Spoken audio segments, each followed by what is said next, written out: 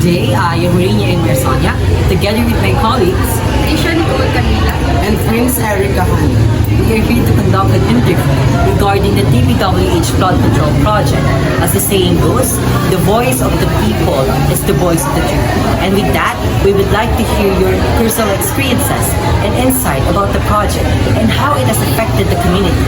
Your opinions are valuable, and we truly appreciate the time you are giving us today. So here's our first question.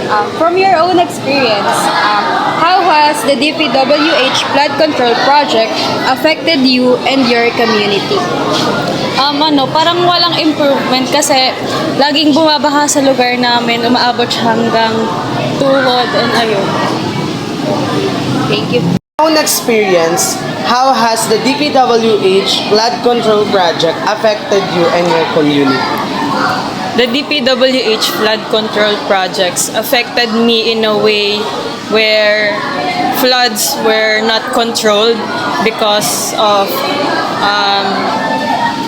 yung mga flood controls kasi natin ay hindi talaga nakikita, hindi ina-apply sa mga community, sa mga barangay, kaya nagkakaroon ng baha. And I personally experienced that nung nakatira pa kami sa Muson, bagyong Yolanda, I think.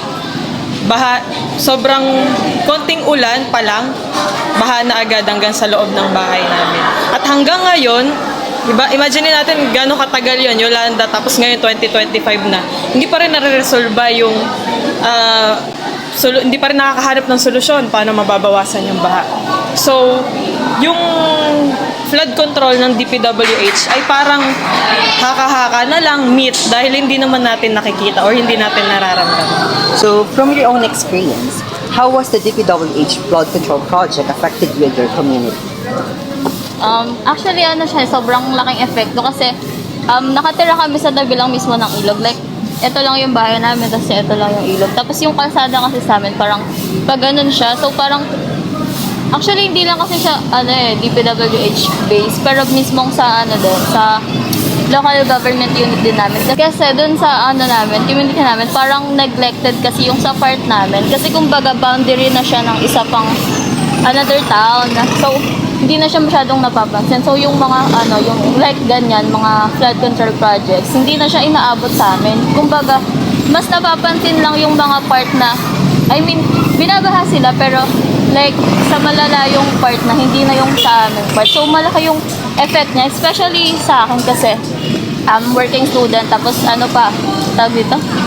BPO pa. So, wala kang choice kundi pumasok kahit kailangan mo lumangoy papasok like that, parang ganon. So sobrang laking epekto niya nga ganyan kasi may times din na syempre hindi naman always like ready pag may pag umuulan ganyan. So may mga times na hindi agad nakakalabas para bumili ng food na mga kailangan kasi baha. So wala kang choice kundi like tiisin yon kasi wala kang nagagawa. May magagawa naman dapat. Pero ayun nga yung nangyayari. Nabubulsa lang ng mga tao sa DPWH. Ayun lang po. And here's our second question. What changes or improvements would you suggest based on what you personally observe or experience?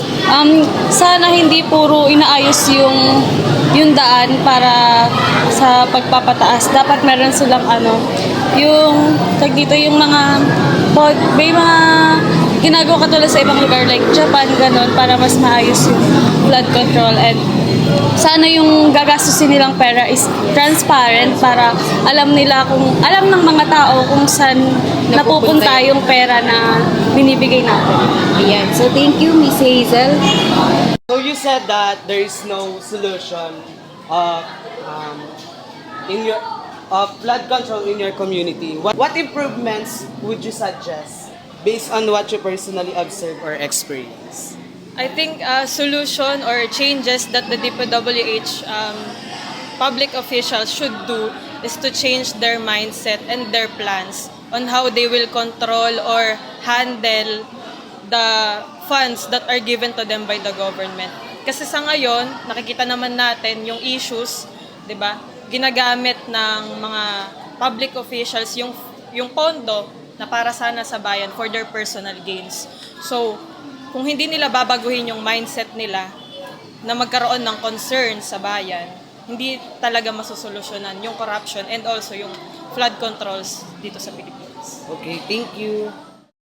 Alright, for the second question, what changes or improvements would you suggest based on what you personally observed or experienced? Ano po, feeling ko lang, like, pinakamalaki sigurong magiging pagbabago is palitan yung mga nasa pinakababa papuntang taas.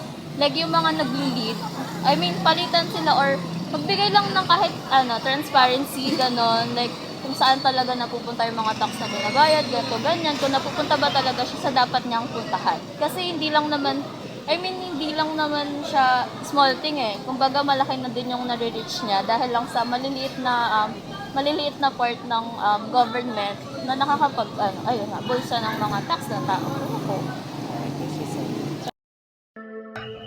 Recently, there has been an ongoing debate regarding the anomalies surrounding the flood control projects implemented by the Department of Public Works and Highways, or DPWH. These issues raise serious concerns about the credibility of the department.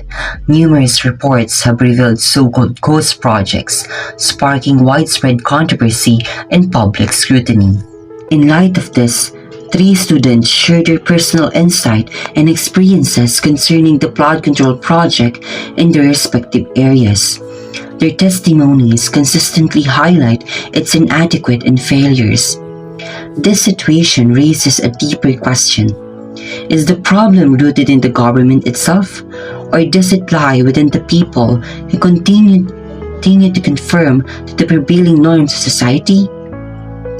Ultimately, this is a question that remains unresolved, one that only the Filipino people are capable of answering.